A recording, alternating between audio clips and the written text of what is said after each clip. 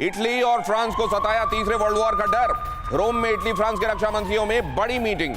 Ukraine को ज्यादा हथियार भेजने पर भी हुई बातचीत।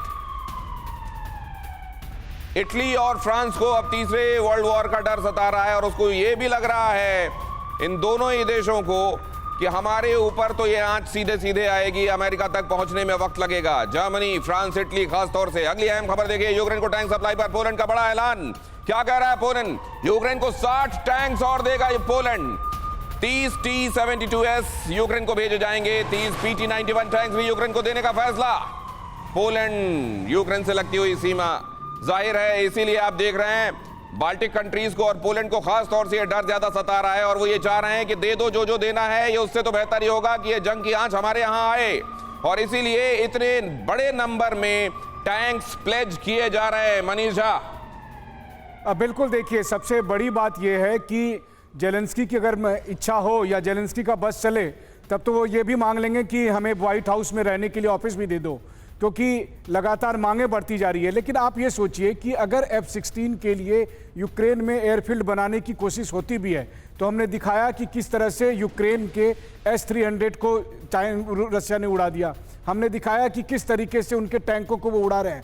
तो वैसी स्थिति में यूक्रेन में मौजूदा एयरफील्ड को उड़ाने में कितना इन्हें समय लगेगा। और इसीलिए रूस का ये मानना है कि यूक्रेन के पास विकल्प नहीं रहेगा, उन्हें यूरोपीय देशों के एयरफील्ड का इस्तेमाल करना पड़ेगा। और यही वो रेड लाइन होगी जिसके बाद रूस ये तय करेगा कि अब हमें सीधे सीधे नाटो से मुकाबला करना है। बहुत क्विकली मनीषा ये देख लेते हैं कि अभी टैंकों के हिसाब से किसके पास क्या नंबर्स हैं और रशिया के खिलाफ ये टैंक्स जब इकट्ठा किए जाएंगे तो नंबर के हिसाब से अगर आप समझते हैं कि 1 वर्सेस 1 अगर देखा जाए तो कहां कौन बैठता है, जरा देखिए रेशियो क्या है। यूक्रेन के पास कितने हैं? America, Poland, Germany, France, Britain, Greece, Netherlands, Romania, Finland. किसके पास कितने टैंक्स ये देखिए जरा। Ukraine 1890, America 5500, Poland 570, Germany 266, France 222, Britain 227, Greece 1365, Netherland 18, Romania 413, Finland 239।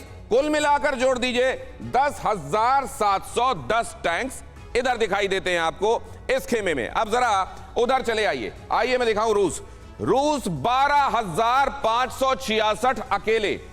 Manisha के साथ कल बात हो रही थी और उन्होंने इस बात पर ध्यान खींचा था कि ये सब जब पूरे मिल जाएंगे, कौन कितने देता है पहले तो ये देख लें और उसके बाद ये पूरे भी मिल जाएंगे, रशिया बहुत आगे दिखाई देगा। और रशिया की एक्सपर्टीज टैंक और टैंक बैटल के मामले में वैसे भी मानी जाती रही है। तो ये नंबर 12,566 वर्सेस 10,710 और ये भी तब जब पूरे मिला लें, ऐसा होगा नहीं कोई पूरे तो दे नहीं देगा। तो ये 12,566 उसके सामने बहुत साइजेबल है। ये 12,566, 10,710 और इसको टैंक एक्सपर्टीज स्किल सेट्स के साथ मिला लीजिए, मैन बिहाइंड द मशीन भी देख लीजिए कौन किधर दिखाई देता है। जनरल यशमोर। तो दिनेश, मुझे ये जिस तरीके से आप कंपेयर कर रहे हो ना, मुझे थोड़ा सा हास्यास्पद लग रहा है। ऐसे टैंकों की लड़ाई नहीं होती नंबर्स के साथ, किसके पास इतने, ऐसे नहीं होती है। It is at the point of contact, आप कितने टैंक्स यूज करते हो पॉइंट ऑफ कांटेक्ट में, और आपके इक्विपमेंट की काबिलियत कितनी अच्छी है, और आपके पास क्या कहते हैं इंटेलिजेंस, सर्विलेंस और रिकॉनेसेंस के मेजर्स कितने अच्छे हैं, आपका एयर कितना अच्छा है, आपके पास एंटी टैंक वेपन सिस्टम्स कैसे अच्छे हैं, आपके पास टैक्टिक्स कैसी है। रशिया की इतनी खराब टैक्टिक्स थी, आपको पता ही है, कीव जाके फिर वापस इनको रिकॉइल करना पड़ा, जिनको इतनी मार पड़ी। पूरे के पूरे सड़कों पे कब्रिस्तान पड़े हुए हैं रशियन बीएमपीज के और टैंक्स के, और इनके आज तक इनके पास एयर सुपीरियरिटी नहीं है। यूक्रेन छोटा सा देश है, Russia doesn't have air superiority also because MANPAD से और अच्छी इंटेलिजेंस से रशियन एयरक्राफ्ट, कितने मिग एयरक्राफ्ट, कितने मी-17, मी-8 हेलीकॉप्टर जो है वहां पे धराशायी पड़े हुए हैं। तो पूरे इक्विपमेंट के साथ क्वालिटी जब इक्विपमेंट मैच करेगा तो फिर ये फिगर्स का कोई मतलब ही नहीं रहता है। It is how you use them, और पॉइंट ऑफ कांटेक्ट में आप कितनी फायर पावर लेके आते हो, किस तरीके से फायर पावर, और कैसे आपके कमांडर्स हैं ग्राउंड पे। तो कहीं ना कहीं इसका कोई मतलब नहीं है कि रशिया के पास कितने टैंक है, क्या है, और रशिया की कहां से कहां पहुंच गया है रशिया। अगर आपकी बात में मानूं जनरल यशमोर, मैं तो लेमैन हूं, आप एक्सपर्ट हैं और जाहिर है एक एक्सपर्ट को एक लेमैन हास्यास्पद लग सकता है, लेकिन एक बात मैं आपको बोलूं कि फिर तो ये जेलेंस्की का 300 या 500 कहना भी नंबर के हिसाब से कुछ नहीं रखता।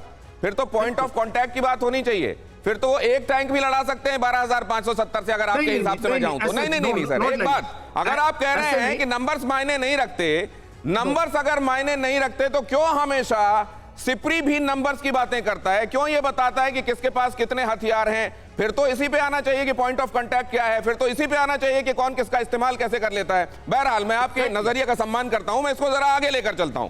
मैं इसको लेकर आगे ये लेकर जाना चाहता हूं। दीपक सर, आप कहते हैं हमेशा की बहुत सीखते हैं, मैं तो ये कहता हूं सर कि आपको देख देख कर हम बड़े हुए हैं। टेलीविजन आप तब किया करते थे जब हम छोटे छोटे थे, और आप टेलीविजन भी कर लेते हैं, हम तो टेलीविजन ही कर पाते हैं सर। तो आप एनी डे आप ज्यादा सम्मान के हकदार हैं, और आप इस हिसाब से सैल्यूट के हकदार भी। मैं एक बात आपसे जानना चाहता हूं सर, लेकिन ये टैंक्स की बातें जो हो रही हैं, इसमें कुछ ऐसा है जो दुनिया को टैंक्स में उलझाकर, टैंक्स की बातों में उलझाकर, टैंक से वॉरफेयर की बात करके कुछ एक चीजें अंदर चल रही हैं अंडर करंट में, जिसको लोग समझ नहीं पा रहे हैं, या वाकई अभी फोकस टैंक पर है? जरा ये समझाइए हमको। You are really very smart. आप बहुत अच्छी तरह से ये समझ गए हैं कि ये जो बातचीत चल रही है, इतने टैंक मिलेंगे, वो इतने मांग रहे हैं, हम इतने देंगे, ये देश इतने देंगे, क्या कहते हैं सर, दिल को बहलाने के लिए गालिब ये ख्याल अच्छा है, लेकिन नीचे से क्वाइट राइट बातचीत चल रही है।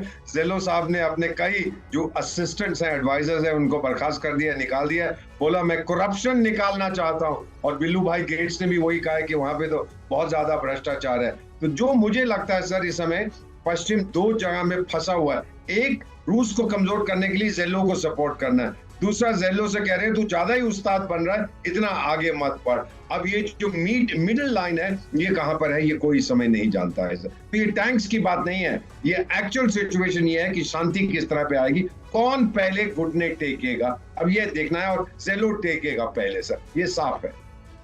जेलो पहले घुटने टेकेगा, ये कह रहे हैं सर। लेकिन सर, ये अभी 1 साल तो होने आ गया है, ये घुटने टेकते टेकते चीजें और किधर जा रही हैं?